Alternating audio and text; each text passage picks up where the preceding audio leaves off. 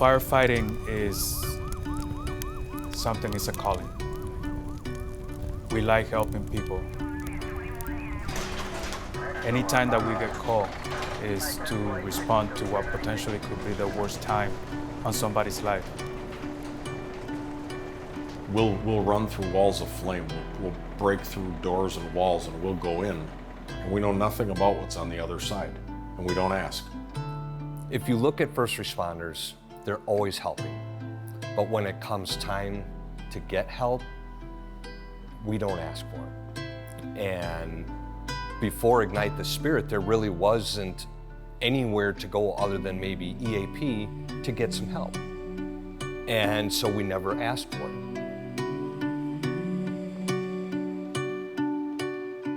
My situation, my wife passed away last year, and they were there for me.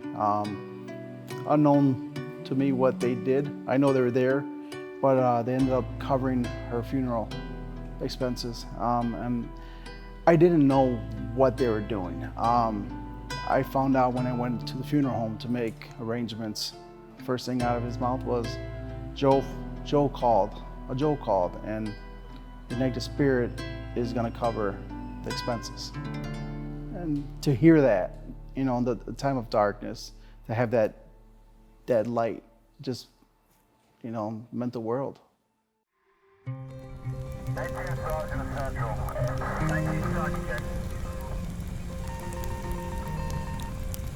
2016, I was going through a divorce. I was an instructor at the academy, under a lot of stress, you know, trying to teach new recruits our job. And being with the different honor guards that I either have a part of or that I run, in helping put together funerals to bury firefighters, police officers, EMTs that either died in the line of duty or off duty. A lot of things kind of came together all at once. And to try and forget some of these things, I started drinking quite a bit. And I wound up with a gun to my head 3 times. And it was the last time that somebody from our peer support talked me into going to get help. I felt like I had failed everything that I had worked so hard for. And Ignite the Spirit paid for not only my flight to go get help in Maryland, but they paid for somebody to go along with me on that flight. Because when you're going to get help, you really feel like you're at the lowest point in your life. What did I do wrong that I almost shot myself, and that I now have to go get help and leave everything behind and leave everyone behind so that I can go fix me? Before Ignite the Spirit came along, really it was the old school mentality of, if you can't handle it, kid, this isn't the job for you. Because when I came on, you had a lot of Vietnam era veterans, and you had a lot of people who had parents that grew up through the Depression, so it was like, you don't show your feelings. If something bothers you, you go somewhere else and deal with that, because I don't want to see it. So that's why I love Ignite the Spirit so much. And they saved my life, literally.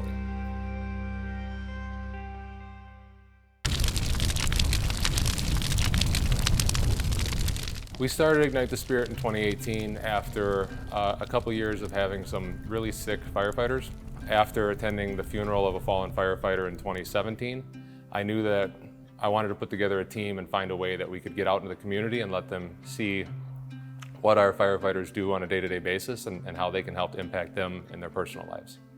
So we put this t-shirt fundraiser together so that we can accomplish 2 things. We can first off engage with the community and all the different cultures and ethnicities and races and groups within the city of Milwaukee, but also as a very real fundraiser so we can actively help with different organizations.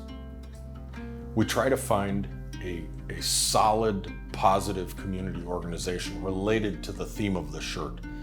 In this year, we're splitting the proceeds between Ignite the Spirit, which helps firefighters in crisis, and the Hispanic Professionals of Greater Milwaukee, HPGM.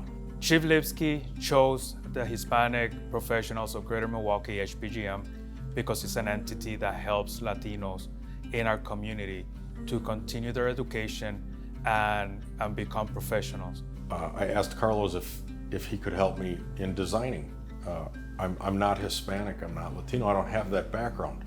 So I'm not gonna pretend I know all those nuances. And Carlos, without a word, absolutely, yes, that was it. He was gonna be my guy. And he came back and he had spent all this time printing out little pictures of all the different flags from all the different countries that are Spanish-speaking countries. And that's what the shirt ended up being.